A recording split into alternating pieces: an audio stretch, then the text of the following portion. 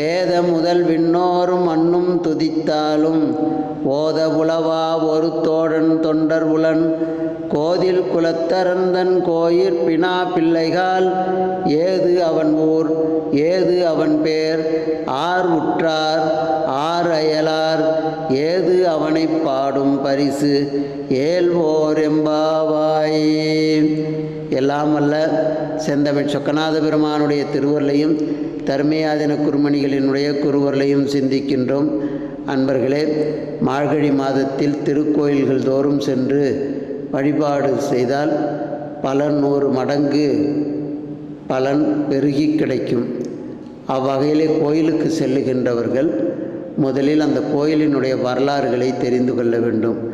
அப்படி இப்போது கைடு என்று சொல்லுகிறார்களே, வழிகாட்டி, அதே போன்று அந்த கோயில்களிலே இருக்கின்ற பணிப்பெண்களாக இருந்தவர்கள் அந்த பணியை அவர்கள் செய்திருக்கிறார்கள். அதனால் முதலிலேயே அந்த விடையை தடைவிடையாக கொண்டு அமைந்திருப்பது இந்த பாடல். முதலில் அவர் கேள்வி கேட்பதாக பின்னே வருகின்ற வரிகள் எல்லாம் கேள்வியாக இருக்கிறது. முன்னே இருக்கின்ற வரிகள் எல்லாம் பதில் கொடுப்பதாக அமைந்திருக்கிறது. அதனால் ஏது அவன் கோயிற் பினா பிள்ளைகால், கோயிலிலேயே இருந்து கோயிலிலேயே கிடைக்கின்ற உணவுகளை பெற்றுக்கொண்டு கோயில்களிலேயே வாழ்க்கை நடத்துகின்ற பினா பிள்ளைகள். இது சங்கிலியார் அம்மையார் அவர்கள் அப்படி அந்த நிலையில் இருந்தவர்கள் என்று சொல்லுவார்கள். நம்முடைய பெரிய புராண வரலாற்றிலே பார்த்தால் சுந்தரர் அவரை திருமணத்திற்கு விரும்பி கேட்டுக்கொண்டதற்கு இணங்க செய்து கொண்டார் என்று காட்டப்படுகிறது. அப்படிப்பட்ட அந்த கோயிற் பினா பிள்ளைகளாக இருக்கின்ற அவர்களை பார்த்து கேட்கிறார்கள், ஏது அவன் ஊர், இங்கே இருக்கின்றானே இறைவன், அவனுடைய ஊர் என்ன என்று கேட்கிறார்.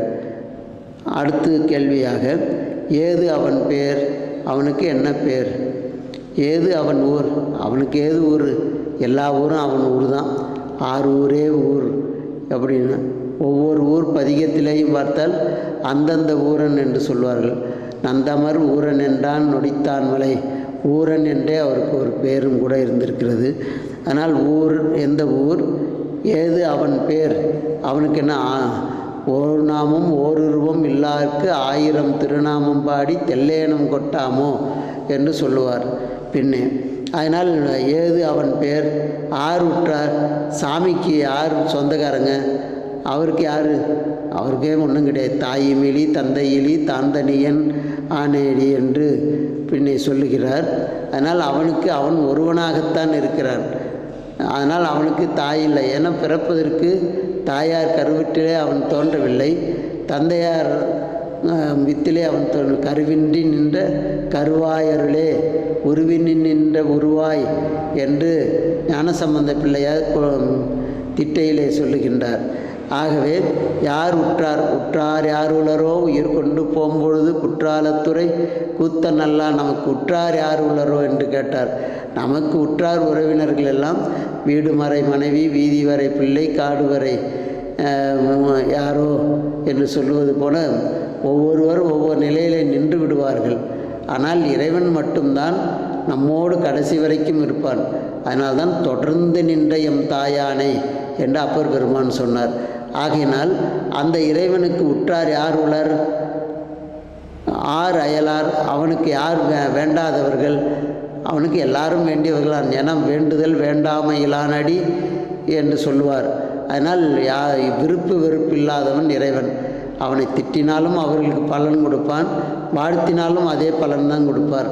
அப்படிப்பட்ட அந்த இறைவனுக்கு யார் உற்றார் யார் அயலார், ஏது அவனை பாடும் பரிசு, அவனை எப்படி பாடுவது அப்படின்னா, எப்படி ஒரு கோழைமிடராக கவி கோலுமிளவாக இசை கூடுமழையால் ஏழையடியார் அவர்கள் யாவை சொல் மகிழும் ஈசனிடமாம். அப்படி யார் வேணுமானாலும் எப்படி வேண்டுமானாலும் வந்த வண்ணம் செய்தல் வழிபாடே.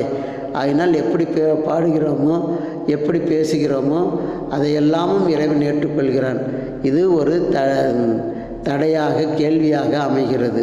இதற்கு முன்பாக பார்த்தால் முதல் வரியிலேயே பாதாளம் ஏழினும் கீழ் சொற்கழிவு பாத மலர், இது பார்த்தா அவனுடைய ஊர் எது, கீழே அதில் பாதாளத்துக்கு 7 உலகை கடந்து கீழே போனாலும் அவனுடைய ஊர் தான். அதுக்கு முடிவே சொல்ல முடியல. சொற்கழிவு பாத மலர் திருவடி கீழே போயிட்டே இருக்குது. அதனால் எந்த ஊர் அவனுடைய ஊர் என்று நிர்ணயிக்க முடியவில்லை. போதார் புனை முடியும் எல்லா பொருள் முடிவே. மேலே போய் போய் போய் போய் பார்த்தோம்னா திருமுடி மேலே வளர்ந்து கொண்டே இருக்கிறது. ஆகையினால் அதுவும் முடிவு சொல்ல முடியலை. ஆகையினால் எந்த ஒரு எல்லையை பார்த்தால்தான் அந்த எல்லையில் இருக்கின்ற இடத்தை வைத்து அவனுடைய ஊர் அவனுடைய உலகம் இது என்று சொல்ல முடியும்.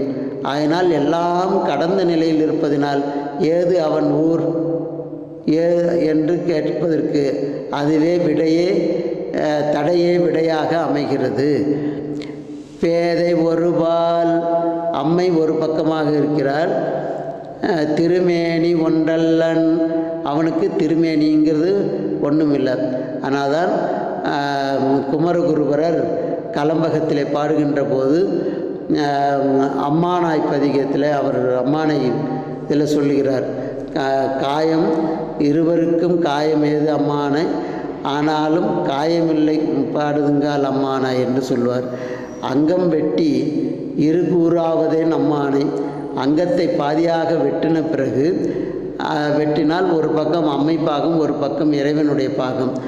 அங்கம் இரு கூறாவதே நாமானே, அங்கம் வெட்டின படலம் என்று ஒரு படலம் திருவிளையாடல் புராணத்திலே பேசப்படுகிறது. அப்படி அங்கத்தை வெட்டுகின்ற போது இரு கூறாவதேன் 2 பகுதிகளாக வருகிறது. ஏன் என்று கேட்கிறார். ஒன்று அம்மை, இன்னொன்று ஐயன். ஆகினால் 2 உருவங்களாக இருக்கிறது என்று தான். ஆனாலும் காயமில்லை ஐயரவர்க்கு அம்மானை. காயமில்லை என்று சொன்னால் புண் என்று ஒரு பொருள் இருக்கிறது. காயம் என்று சொன்னால் உடல் என்று ஒரு பொருள் இருக்கிறது. இறைவனுக்கு உருவம் கிடையாது என்பதனால் காயமில்லை என்று ஒரு பொருளும், கத்தியால் வெட்டிய போதும் கூட அவனுக்கு புண் ஏற்படவில்லை என்பதையும் குமரகுருபர் நயமாக இந்த பாடலிலே சொல்கிறார். ஆனால் திருமேனி ஒன்றல்லன், வேத முதல் விண்ணோரும் மண்ணும் துதித்தாலும் ஓத உளவா. அதனால் இது ஏது அவன் பேர் என்கின்ற வகையிலே 1 நாள் 2 நாளாக எப்படியெல்லாம் பேசினாலும் கூட அவனுடைய புகழை சொல்ல முடியாது. ஓத உளவா ஒரு தோழன் தொண்டருளன், மிகுந்த அருமைப்பாட்டிற்குரிய தோழன் தோழா போற்றி என்று நமக்கு பின்னே அருளுகின்றார்.